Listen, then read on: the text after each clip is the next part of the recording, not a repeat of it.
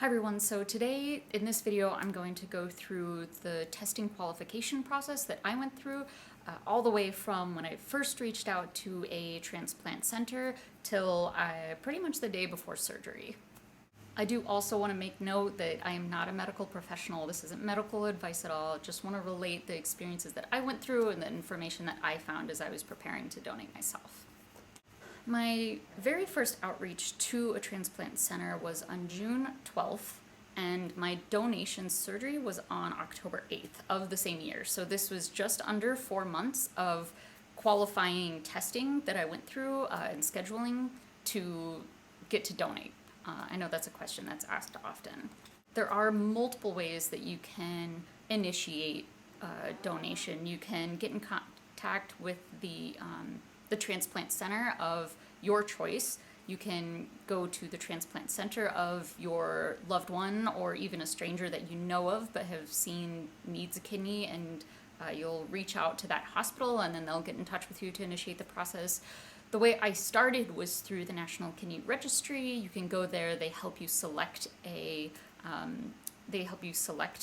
transplant center and have a lot of great information for donors. You reach out to the NKR, the transplant center, and they will send you a 24-hour urine jug, which collects all of your urine for a full 24 hours. You'll get all the instructions with it.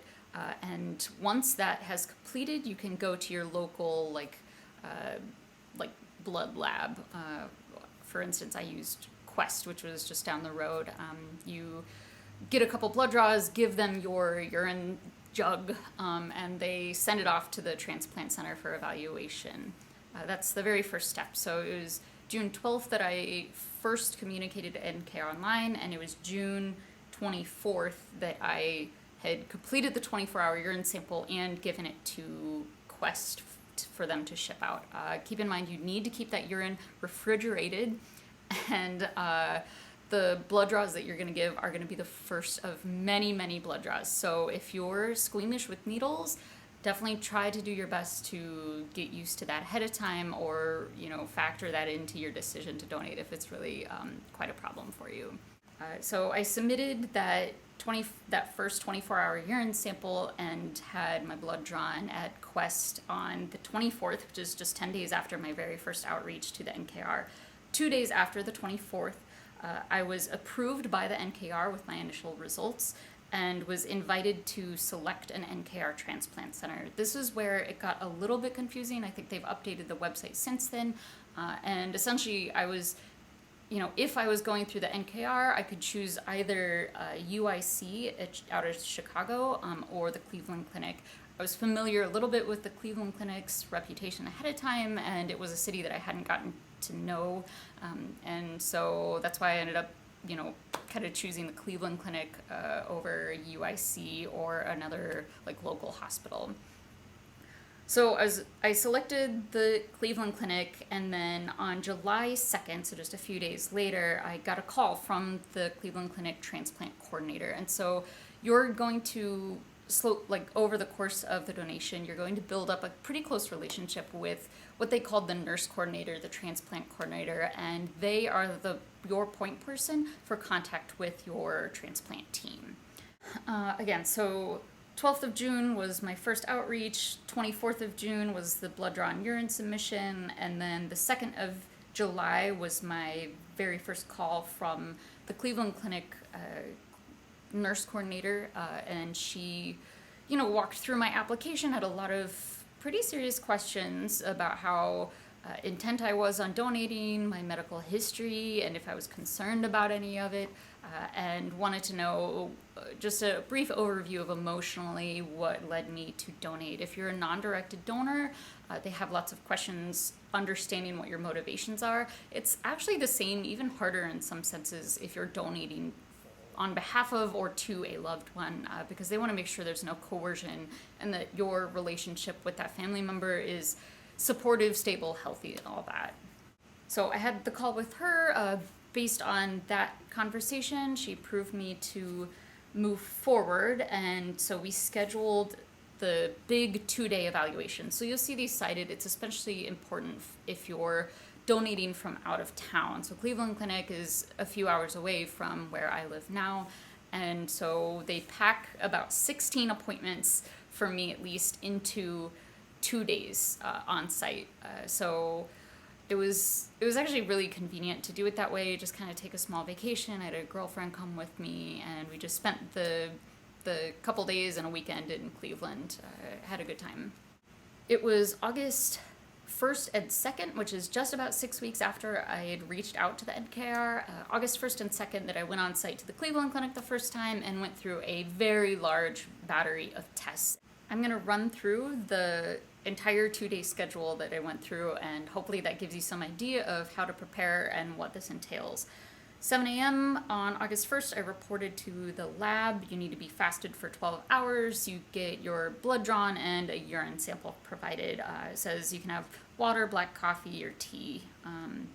And then 7:10, right after, I had an EKG. That's where they put like small markers all over your body that stick to it.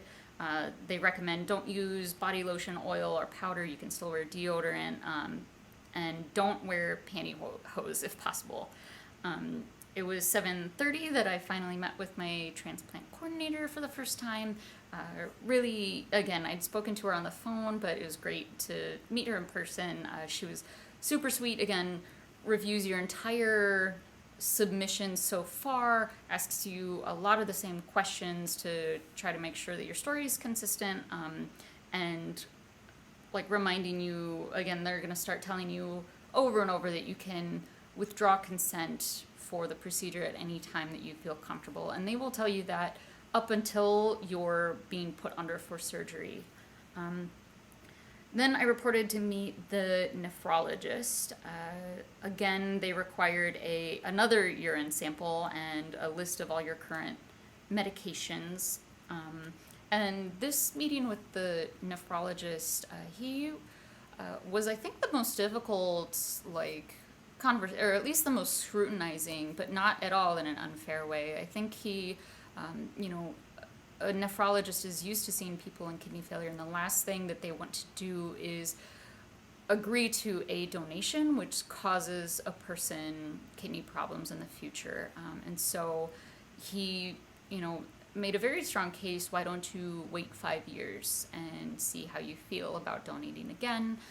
Because people are still going to need kidneys 5 years out, and you're young, and so if you donate later, there's less time that you would potentially be living with risks. And I thought that his words meant a lot. He was very much looking out for my best interests, and really just wanted to make sure I don't end up another kidney patient later on. After that, I reported to radiology and had a CT scan. I did not like this part at all. I think this was by a long shot, my least favorite test. I've got a couple pictures of me being fashionable, waiting for to get evaluated, because I didn't really understand. There are CTs where they just put you on the table and run you through the machine real quick. This one, they did that, and then they also had to inject the contrast, which was just a port in your arm. But it wasn't, that contrast that gives you this flushed, hot feeling, and then right afterwards they put you at this big, light up tunnel with, disco rainbow lights everywhere. It was just kind of disorienting, so it wasn't fun, but it was quick. So that's what your CT might feel right. IV contrast or X-ray dye. Certainly let anyone know if you have a contrast allergy. And this is what they use to really get a gauge on the size of your kidneys, the overall form of your kidneys. They told me that they had found a few patients that had undiagnosed kidney cancer, and also a few patients that actually had only one kidney. About 1 in 100,000 people were born with just one kidney.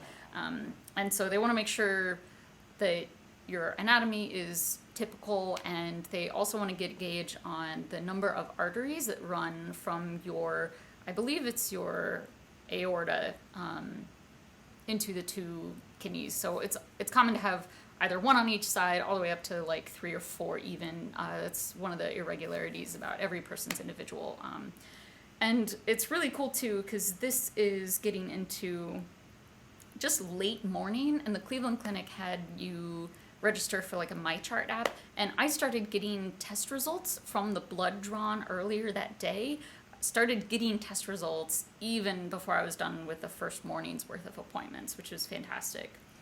It says here also that before your CT, you can't eat or drink for 4 hours prior. So again, you're fasted not just 12 hours before your blood draw in the mornings. You also need to stay fasted water-wise up until 4 hours prior to your CT exam. So I would wake up a little early, have a few sips of water or your coffee if you need, and then get ready for all your appointments that day.